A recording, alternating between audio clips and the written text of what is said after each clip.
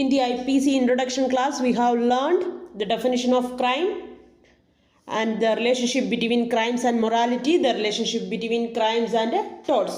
So today, we are going to learn the elements of crime. In order to constitute a crime, two elements are necessary.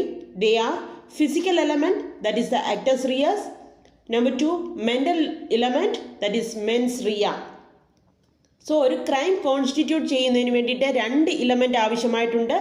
Physical എലമെൻറ്റും ആവശ്യമായിട്ടുണ്ട്, mental എലമെൻറ്റും ആവശ്യമായിട്ടുണ്ട്. Physical എലമെൻറ്റിനെ നമ്മൾ ആക്ടസ് റിയസ് എന്ന് പറയുന്നു, mental എലമെൻറ്റിനെ men's rea എന്ന് പറയുന്നു. Both the actus reus and the mens rea are essential to constitute a crime. ഒരു crime constitute ചെയ്യുന്നതിന് ആക്ടസ് റിയസും men's റിയയും രണ്ടും ചേർന്ന് തന്നെ വേണം. The fundamental principle of penal liability is based on the Latin maxim actus non facit reum nisi mens sit rea. It means that an act does not become a crime unless done with a guilty mind. So, penal liability criminal liability fundamental principle എന്ന് പറയുന്നത് ഈ ഒരു Latin മാക്സിമിലാണ്. ഏത്? Actus non facit reum nisi mens sit rea, which means that an act does not become a crime unless done with a guilty mind. ഒരു guilty mind കൂടെ ഇല്ലാത്ത ഒരു ആക്ഷൻസ് ഒന്നും ക്രൈം ആവുകയില്ല. എപ്പോഴാണോ ഒരു ആക്ട് ഗിൽറ്റി മൈൻഡോടെ കൂടി ചേരുന്നത് അപ്പോഴാണ് അതൊരു ക്രൈം ആകുന്നത്. So, the guilty mind and the act must concur to constitute a crime. അതുകൊണ്ട് തന്നെ ഒരു ക്രൈമിനെ കോൺസ്റ്റിറ്റ്യൂട്ട് ചെയ്യുന്നതിന് guilty മൈൻഡും ആക്റ്റും കൂടിച്ചേരണം. That is, both the actus reus and mens rea are essential to constitute a crime. അതുകൊണ്ട് തന്നെ physical element ആയ actus റിയസും mental element ആയിട്ടുള്ള mens റിയയും രണ്ടും എസെൻഷ്യൽ ആണ് to constitute a crime. Now, let's learn what is actus reus in detail. Actus reus analyzes the following 3 points. Number 1, human action, either positive or negative, that is conduct of human being. Number 2, circumstances at the time of commission of the crime. Number 3, the result of the conduct. So we have learned actus reus means it is a physical element to constitute a crime. So actus reus analyzes 3 points. First one is human action, that is an act, either positive or negative. The act may be positive action or a negative action, that may be an omission, an act or omission. It decides the conduct of the human being. Conduct of the human being എന്ന് പറയുന്നത് ഈ ഒരു act ആണ്. So actus reus first analyses the conduct of the human being.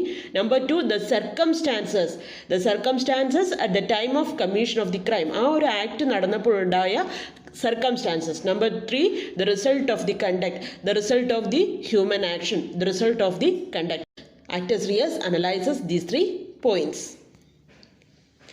The term actus means a deed, a physical result of human conduct as the law seeks to prevent. Act is a conscious movement. It results from operation of will. So what exactly the actus reus? It is a physical element. So it is a deed. ഒരു പ്രവൃത്തിയാണ്. A physical result of human conduct. Human conductൻ്റെ ഒരു human actionൻ്റെ ഒരു physical result ആണ്. And the law seeks to prevent. ഇത് law എന്ന് ഒരു seeks to prevent, law തടയുവാൻ ശ്രമിക്കുന്ന ഒരു ആക്ഷനാണിത്. Act is a conscious movement. Of course act is a conscious movement, that is a voluntary movement. It results from operation of will. Now, let's see what are the elements of act. There are 3 elements of act: origin, circumstances and consequences. First of all, origin. If a person commits an act, he has to think of it and do some physical activity. എപ്പോഴാണോ ഒരാൾ ഒരു act ചെയ്യണം, he must think of it, isn't it? And do some physical activity. For example, if A wants to shoot B, A must think of it and then raise his hand, apply his fingers on the trigger and pull it.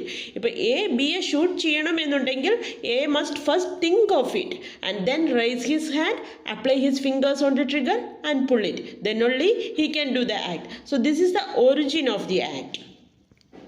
Now, circumstances. These are the facts. In the above example, the circumstances are the rifle must be already loaded, B must be in the line of trigger point.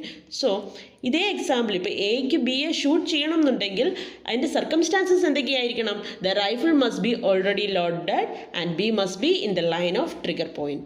Now let's see what is the consequence.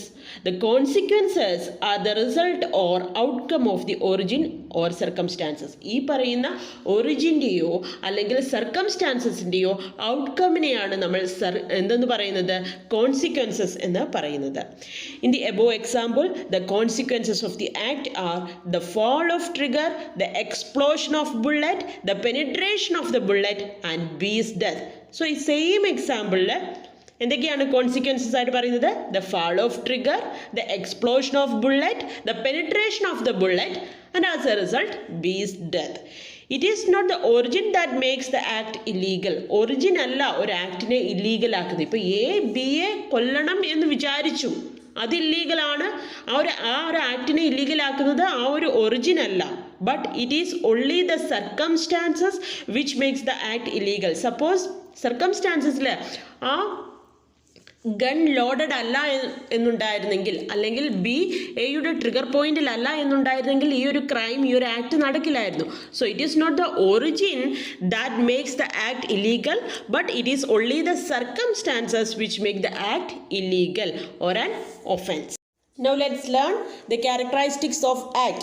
Number 1, an act is an event subject to control of willpower. willpowerന്റെ കൺട്രോളിലുള്ള ആക്ടിനെയാണ്, willpowerന്റെ കൺട്രോളിലുള്ള ഇവന്റിനെയാണ് നമ്മൾ act എന്ന് പറയുന്നത്. an act is an event subject to control of willpower. Example ആയിട്ട് പറയുകയാണെങ്കിൽ, for example, a falling from a tower or building is an event, whereas a jumping from a tower or a building is an act. A എന്ന് പറയുന്ന ഒരാൾ ഒരു ടവറിൽ നിന്ന് വീഴുകയാണ് എന്നുണ്ടെങ്കിൽ ഇറ്റ് ഈസ് എൻ ഇവൻറ്റ്. പക്ഷേ അദ്ദേഹം വിൽഫുള്ളി ജമ്പ് ചെയ്യുകയാണ് എന്നുണ്ടെങ്കിൽ it is an act. So that is the first characteristic of act. An act is an event subject to control of will power. Number 2, an act may include omission also. Act എന്ന് പറയുന്നത് either positive ആയിരിക്കാം ഇല്ലെങ്കിൽ negative ആയിരിക്കാം. So an act may include omission also. For example, a parent can be held liable for the murder of his child by starvation. ഒരു കുട്ടിക്ക് food കൊടുക്കാതെ കൊല ചെയ്യുന്നതിൽ ഒരു പേരന്റിനെ ലയബിൾ ആക്കാൻ കഴിയുന്നതാണ്. So there is an omission of the act. കുട്ടിക്ക് food കൊടുക്കുക എന്നുള്ള ഒരു ആക്ടിൻ്റെ ഒമിഷനാണ് അവിടെ നടന്നിരിക്കുന്നത്. So the second characteristic, an act may include omission also. Number 3, a man is liable only for such acts the consequences of which is foreseen by him. So ഒരാളെ നമുക്ക് criminal liability എപ്പോഴാണ് അയാളിൽ ചുമത്താൻ കഴിയുന്നത്? അയാളുടെ ആക്ടിൻ്റെ കോൺസിക്വൻസസ് അയാൾ foreseen ആയിട്ടുണ്ട് എന്നുണ്ടെങ്കിൽ, അദ്ദേഹം ആദ്യമേ തന്നെ അറിഞ്ഞിട്ടുണ്ട് എന്നുണ്ടെങ്കിൽ, എങ്കിൽ മാത്രമേ നമുക്ക് പീനൽ ലയബിലിറ്റി ആ മനുഷ്യനിൽ ചുമത്താൻ കഴിയൂ. A man is liable only for such acts the consequences of which is foreseen by him. Number 4, if there is subsisting and intervening causes the act is not punishable. ഇപ്പോൾ ഒരു act നടന്നു, അതിനോട് ചേർന്ന് subsisting ആയിട്ടുള്ളതോ അല്ലെങ്കിൽ intervening ആയിട്ടുള്ള അതിനെ തുടർന്ന് ഏതെങ്കിലും ഉൾപ്പെടുന്ന വേറെ ആക്റ്റുകൾ അല്ലെങ്കിൽ കോസസ് ഉണ്ട് എന്നുണ്ടെങ്കിൽ ഈ ഫസ്റ്റ് പറഞ്ഞ ആക്ട് പണിഷബിൾ അല്ല. ഒരു എക്സാമ്പിൾ നോക്കാം. If a man shoots a girl, but if she dies from fever, then the accused is not guilty of murder because the death is not due to the act of shooting. Okay? A man shoots a girl, but if she dies from fever, then the accused is not guilty of murder because the death is not due to the act of shooting. Shooting കൊണ്ടല്ല ആ കുട്ടി death ആയത്. It is because of the fever. So if there are subsisting and intervening causes, the act is not punishable. Number 5, acts like abatement and conspiracy are punishable even though there is no physical participation in the commission of the crime. ക്രൈമിൻ്റെ കമ്മീഷനിൽ physical ആയിട്ടുള്ള participation ഇല്ല എന്നെങ്കിൽ പോലും acts like അബേറ്റ്മെൻറ്റ്, conspiracy, ഗൂഢാലോചന അങ്ങനെയുള്ള കേസുകൾ they are punishable. Number 6, the intervention of another person in one main act may exempt the latter from liability, but the intervention must be substantial. The intervention of other person. So main actile മറ്റാരുടെയെങ്കിലും ഒരു ഇടപെടൽ intervention കൊണ്ടുവന്നു കഴിഞ്ഞാൽ may exempt the latter from liability. ആദ്യത്തെ ആളെ ലയബിലിറ്റിയിൽ നിന്ന് വിടുതൽ ചെയ്യാം, പക്ഷേ അത്തരത്തിലുള്ളൊരു ഇൻ്റർവെൻഷൻ, ഈ ഒരാളുടെ ആ ഒരു ഇൻ്റർവെൻഷൻ എന്ന് പറയുന്നത് മസ്റ്റ് ബി സബ്സ്റ്റാൻഷ്യൽ, ഈടുറ്റതായിരിക്കണം. So these are the characteristics of act.